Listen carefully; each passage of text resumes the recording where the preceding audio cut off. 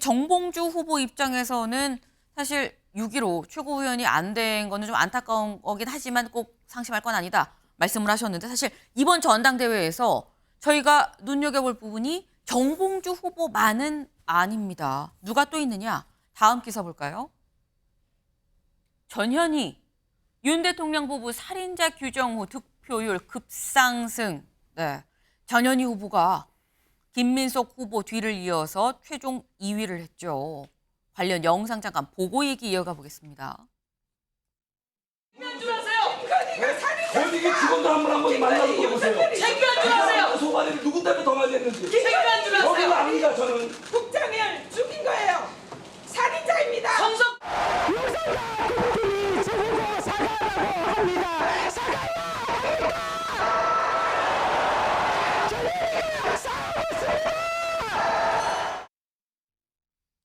네, 해당 논란이 됐던 그 발언을 하고 난 뒤에 있었던 서울 경선에서 뭐라고 했느냐? 나보고 사과하라고 합니다. 사과해야 합니까? 싸우겠습니다. 라고 더 강하게 밀고 나갔죠. 그리고 난 다음에 그 서울 경선 결과가 어땠느냐라는 겁니다. 1위 김민석 20.88, 2위 전현희 17.40이었습니다. 그 다음 3등이 김병주 후보 15, 14, 11, 이 순으로 지금 내려간 거죠. 해당 발언이 있고 난 다음에 바로 사실상 그 전에는 6위였었거든요. 5위 이현주, 6위 전현희였었는데 갑자기 전현희 후보가 2위로 쑥 올라왔다라는 겁니다. 근데 이렇게 올라왔다고 해도 사실 서울은 여러 개 경선 지역 중에 하나죠. 전체 합치면 어떻게 되느냐. 전체 총 누적 볼까요? 네, 김민석, 김병주, 정봉주, 한준호, 전현희 순이었습니다. 5위였다는 얘기죠. 네, 다 합치고 보니까 서울에서 2등을 했지만 다 합치면 5등이었다. 물론 5등을 해도 최고위에 들어갈 수 있긴 합니다. 하지만 2등이 결국 약간 물타기가 됐다. 5위를 했다라는 거죠. 중요한 건 아까 저희 일반 여론조사 봤었죠. 일반 여론조사 몇 위가 나왔느냐. 일반 여론조사 김민석, 전현희. 네. 그 다음이 이현주, 김병주, 한준호 순이었다라는 겁니다.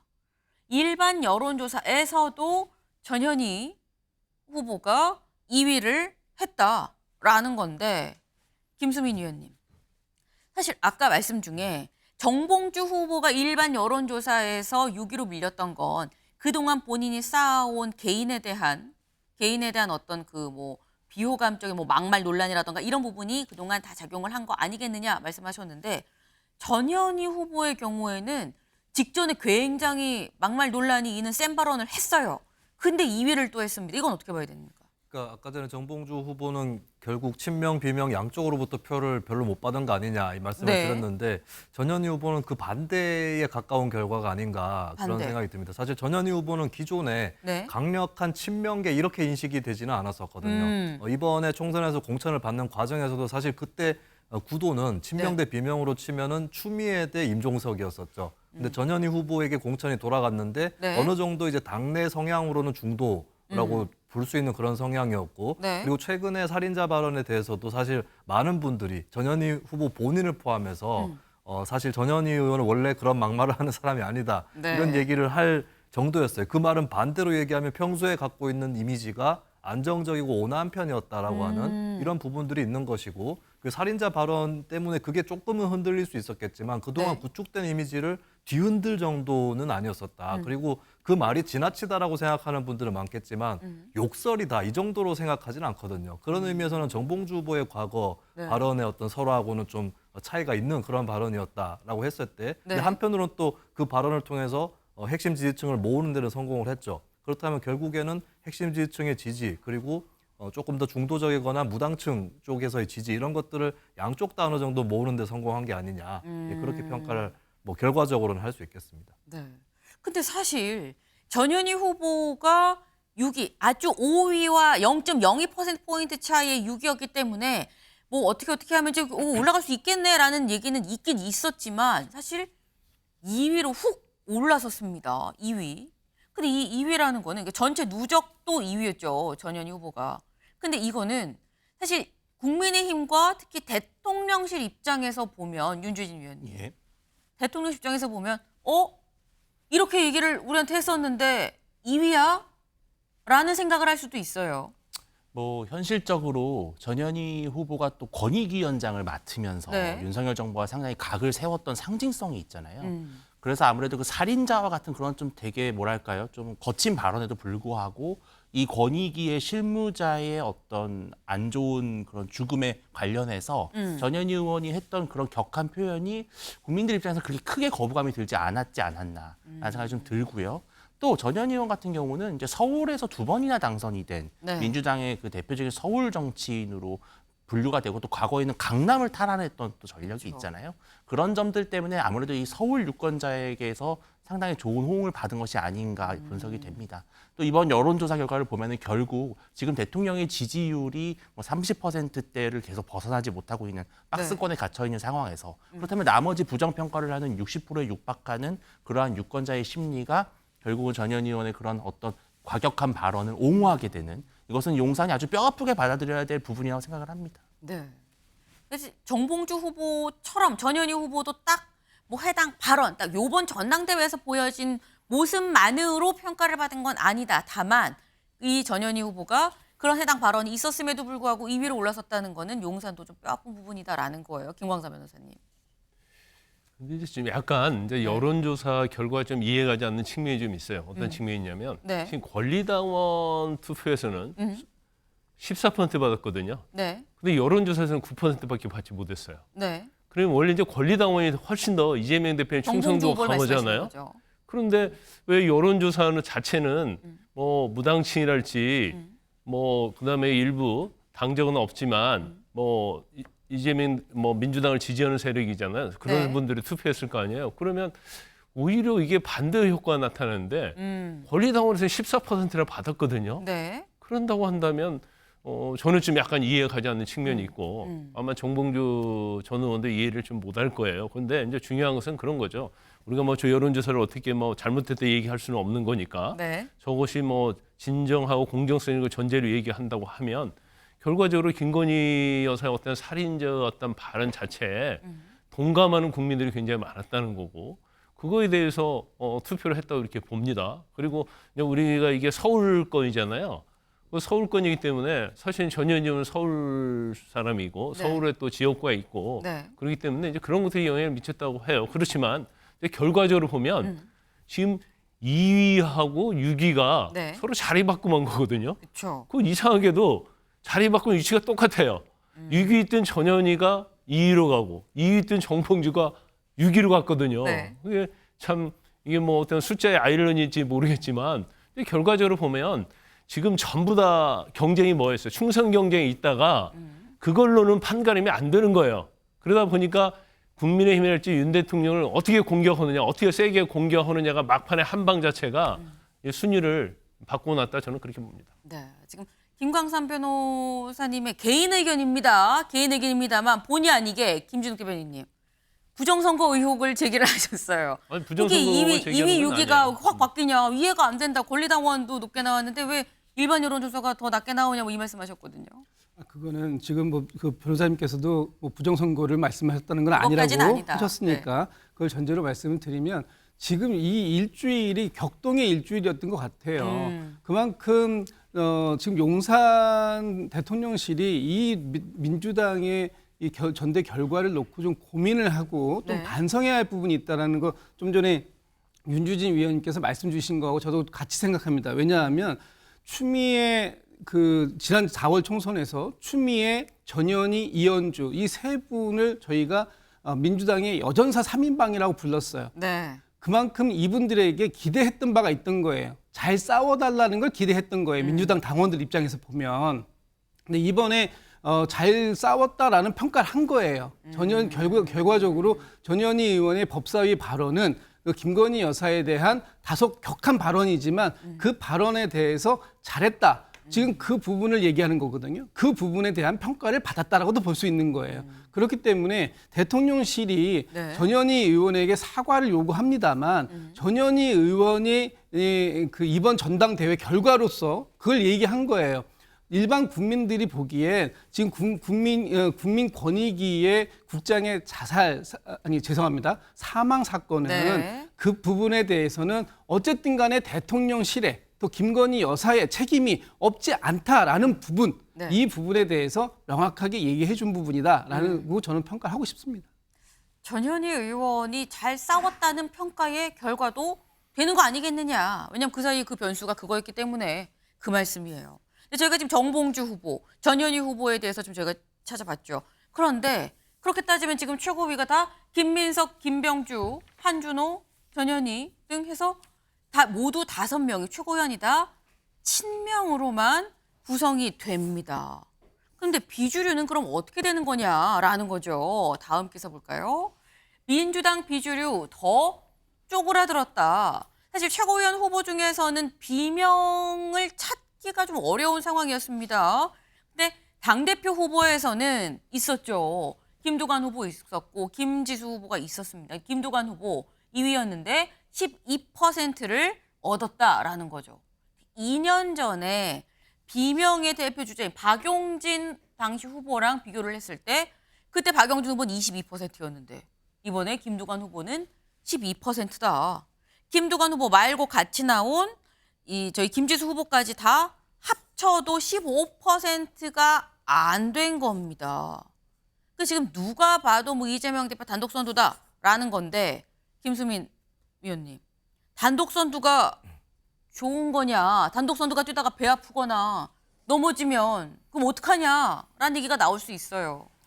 네, 사실 뭐 정당에서 단독의 탑이 있었던 정당은 과거에 여러 정당들이 있습니다. 민주당만 해도 김대중 총재 시절에 그랬었고, 과거 뭐 김영삼, 김종필, 또 이회창 총재 시절 정당들을 보면 오히려 이제 당이 좀 뿔뿔이 이렇게 여러 봉건 영주처럼 여러 리더가 있는 것보다는 하나의 리더가 있는 게 더 좋은 그런 적도 많이 있었는데, 중요한 부분은 그래도 김대중 전 대통령 같은 경우도 총재 시절에 30%, 40% 정도의 비주류 지분을 일부러 할당을 해줬거든요. 이게 비주류가 이제 당의 어떤 건강한 긴장 이런 것들을 불러일으키는 측면이 있고, 그리고 당에서 마음이 떠나려고 하는 사람들의 마음을 비주류를 통해서 오히려 그 표심들을 잡아주는, 결과적으로는 확장성을 높이고 또 지지층도 계속 결집시켜주는 이런 효과들이 있습니다. 그렇다면 이제 이재명 대표의 독주보다 더 걱정스러운 것은 이제 비주류의 어떤 소장파라든지 이쪽의 존재 이런 것들이 이제 좀 걱정이 되는 부분은 분명히 민주당 입장에서는 있을 것이고요. 그러니까 이 대표 입장에서도 김대중 정신에 대해서 다시 돌아볼 필요가 있어요. 김대중 전 대통령 어제도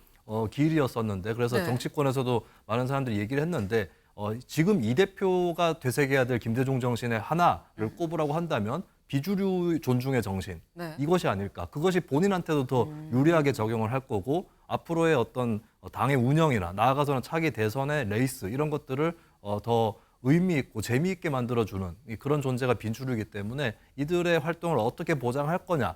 이 대표가 오히려 이번에 압도적인 승리를 했기 때문에 네. 여유를 갖고 그것을 어떻게 보장을 할 건지, 이것이 이제 이 대표의 가장 중요한 숙제가 아닌가 싶습니다. 사실 당내에는 여러 가지 목소리가 있기 때문에 다 이재명 대표를 따를 수는 없겠죠. 따르지 않는 사람들에 대한 목소리도 담을 수 있는 그릇이 비주류란 목소리인데, 이 그릇을 아예 깨지거나 너무 작게 내버려 두면 오히려 당 전체 건강에는 좋지 않을 수 있다라는 지금 그 말씀을 하신 거예요. 근데 지금 이거는 사실 당 전반으로 본 건데, 사실 우리가 궁금한 부분은 이런 포인트가 있습니다. 김광선 변호사님. 김경수 전 지사가 연말에 돌아오기로 했죠.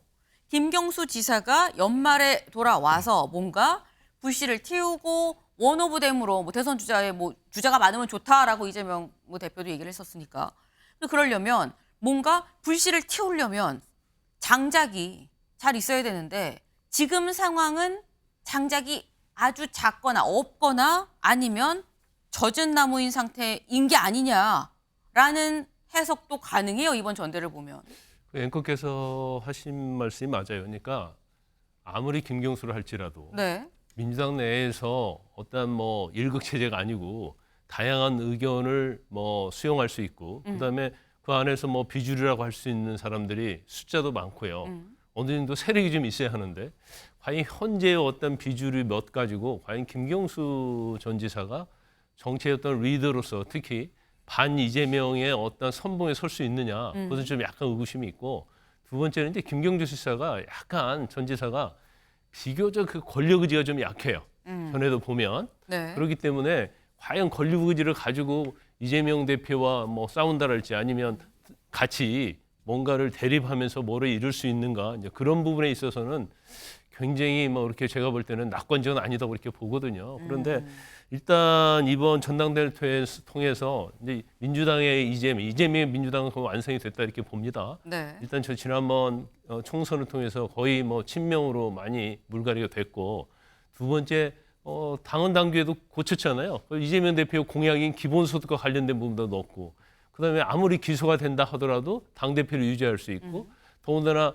다음 지방선거까지 공천권을 행사할 수 있는 그런 것이 더 이루어졌기 때문에 이제 이재명 대표를 어떻게 할 수 있는 그런 것은 이제 민주당에서 존재하지 않는다.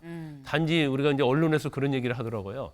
일단 제주도의 돌담과 같은 비유를 많이 들더라고요. 제주도의 돌담. 제주도 돌담은 서로 각기 다른 돌들이 모여서 담을 쌓았기 때문에 네. 태풍이랄지 이런 거에 견딜 수 있다는 거예요. 근데 같은 모양에 있는 돌들을 쌓으면 이것은 언제든지 무너질 가능성이 크다는 거죠. 그런데 그런 부분에 있어서는 이제 민주당의 약점이라고 볼 수밖에 없는 거죠. 김경수 전 지사가 옴으로 인해서 뭔가 다양성이 확보가 되고 좀 더 다양한 얘기들이 오갈 수 있는 이런 장이 마련될 수 있는 것인가에 대한 회의감이 드는 결론일 수도 있다. 이번 전대가 지금 그 말씀인 거예요. 김종 대변인님. 지금 민주당의 이번에 전당대회 결과, 특히 네. 이재명 대표에 대한 저희 재선 연임에 대한 결과를 두고 저는 지금은 이재명 시대다. 이걸 인정하고 가야 될 것 같아요. 다만 지금 이번에 그 국민의힘의 전당대회도 있었고 민주당의 전당대회 있었는데 당심과 민심이 다 똑같았다. 양 당이 공이. 그러니까 지난번 국민의힘의 전당대회도 한동훈 대표가 당심에서 62% 넘게 받고요. 네. 민심에서 63%를 받아서 그렇죠. 63% 정도의 득표를 받은 거잖아요. 지금 이번에 이재명 대표도 당원들이 권리당원들이 뽑았던 게 88% 정도 되고요. 그다음에 일반 여론조사가 85% 정도 됩니다. 사실상 거의 같은 수준을 받았기 때문에 네. 이제 당심과 민심이 어느 정도 양 그 대표의 체제를 인정해 준 건 맞아요. 다만 이 과정을 이제 앞으로 이재명 대표가 2기 체제를 맞이해서 네. 어떻게 끌고 갈 것이냐 하는 이 부분이 이제 숙제인 것이고요. 여기에 보면 뭐 중도를 확장하는 문제도 있고요. 네. 안으로 보면 당내 민주주의를 확보하는 문제도 있을 수 있죠. 이런 부분들에 대해서 이번에 많이 이제 그 받았기 때문에 잘 아실 거고, 특히 이재명 대표가 이번에 받은 득표 중에 대의원 득표가 가장 낮은데 네. 이게 74%입니다. 그러니까 결국 대의원 중에 26%는 이재명 대표를 찍지 않았던 분도 계신 거예요. 아마 이재명 대표도 이 부분을 잘 알고 계실 거고, 이 부분에 대해서 어떻게 당내에 포용하고 합리적인 인사들을 배치해서 탕평의 인사를 갈 것인가 하는 부분을 보여줄 것이고요. 어제 비서실장하고 대변인 2명의 인사가 있었는데 네. 이 두 분 다 지금 당내에서 평가받기로는 그러니까 친 이재명계라기보다는 뭐 약간 이재명 계, 범 이재명 계이지만 개파색이 비교적 옅은 분들로 평가받고 있기 때문에 앞으로 이재명 대표가 이런 식의 인사를 잘 해내고 또 당내에서 비주류 분들을 잘 포용해낸다면 아마 좀 전에 말씀 주셨던 것처럼 다 같은 모양의 돌만 쌓이는 것이 아니라 다른 모양의 돌이 쌓이면서 더 튼튼한 성을 구축할 수 있지 않을까라는 생각이 들어봅니다. 네. 지금 앞으로 이재명 2기, 이재명 체제 2기 민주당이 어떻게 갈지가 사실 더 관건이다. 앞으로 더 잘하는 그런 더 잘 나간 1기보다 더 나은 2기가 되는 거는 이재명 대표한테 달려있다라는 지금 말씀을 해주셨어요. 근데 어제 저희가 지금 전당대회 나온 후보들도 좀 봤습니다만 후보들 말고 이 사람도 좀 주목이 된다라는 거예요. 영상 같이 보실까요? 당내 경쟁에서 어느 편에 섰는지는 우리의 대업 앞에서 중요하지 않습니다. 확장을 가로막는 편협하고 배타적인 행태를 단호하게 배격합시다. 당원 동지 한 분 한 분이 확장의 주체가 되어주시길 바랍니다. 네, 확장을 가로막는 편협하고 배타적인 행태를 단호하게 배격하자라고 어제 전당대회에서 이 축사 영상을 문재인 전 대통령이 보냈습니다. 근데 이렇게까지 얘기를 했는데 사실 결과적으로는 윤주진 위원님, 예. 그러니까 친명으로 딱 이 쌓여진 이 지도부가 지금 탄생을 한 거거든요. 예. 근데 이렇게 되면 사실 문재인 전 대통령 입장에서는 의문의 일패다라고 봐야 되는 거 아니냐라는 얘기도 있어요. 상당히 머쓱하겠네요. 네. 그런데 문재인 대통령의 저 발언은 제가 봤을 때 회심의 일격은 맞아요. 일격이다. 예, 어차피 이재명 대표가 당선될 게 뻔한 그런 전당대회 축사에 단호히 그 편협함을 배격하자라는 것은 이재명 대표를 중심으로 한 이 친명 일색의 지도부에게 보내는 전 대통령의 진심 어린 경고죠. 그러나 그것이 더 이상 이제는 민주당에 설 자리가 없는 것 같은 그런 느낌이 들고 또 이재명 대표 입장에서는 상당히 저는 불쾌했을 거라고 봅니다. 다만 그것을 표현하기에는 아직은 이르고 오히려 더 저러한 문재인 전 대통령의 발언이 네. 이재명 대표 내부에서의 어떤 뭐랄까요 권력욕을 더 저는 증가시켰을 거라고 보거든요. 많은 분들이 뭐 김경수 지사에 대한 배려라든지 네. 또 비명에 대한 어떤 뭐 균형 이런 것들을 말씀을 하세요. 물론 좋은 말씀들이고 저도 동의합니다만 그렇게 우리 현실 정치가 아름답지는 않잖아요. 저는 이재명 대표가 오히려 거꾸로 갈 거라고 생각을 합니다. 이재명 대표 입장에서는 사실 저런 축사 영상이 상당히 좀 불쾌했을 수 있다라고 말씀을 하셨는데 일단 모두가 예상한 것처럼 이재명 대표가 지금 선출이 됐고 친명 2기 지도부가 또 선출이 됐습니다. 그리고 그 지도부가 오는 22일에 며칠 안 남았죠. 오는 22일에 문재인 전 대통령을 예방할 예정이다라는 보도가 또 있었어요. 이재명 대표가 문재인 전 대통령을 예방해서 연말에 김경수 전 지사의 귀국이 예정돼 있는 지금 현 시점에서 어떤 얘기들을 나누겠는가라는 게 또 관전 포인트가 될 수 있지 않을까 하는 생각을 좀 해봅니다. 다음 키워드 넘어가 볼까요?